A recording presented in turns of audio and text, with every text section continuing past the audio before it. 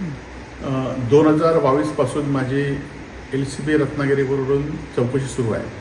खरं तर चौकशीला माझा कुठलाही त्यावेळी विरोध नव्हता आणि आताही विरोध नाही आहे। परंतु आपण बघितलं असाल की गेल्या 5 वर्षामध्ये अनेक वेळा या चौकशीच्या निमित्ताने माझ्याशी संबंधित असलेल्या अनेक लोकांची चौकशी केली, त्याचे जबाब घेतले।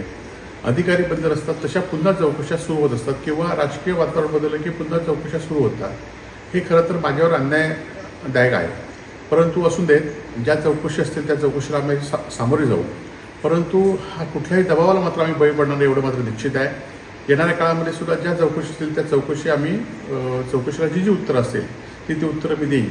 परंतु 5-5 वर्ष LCB विभाग एखाद्या माणसाची चौकशी करत आहे आणि अशा अनेक चौकशा माझ्यावर सुरू झालेल्या चौकशा आज बंद झालेल्या आहेत।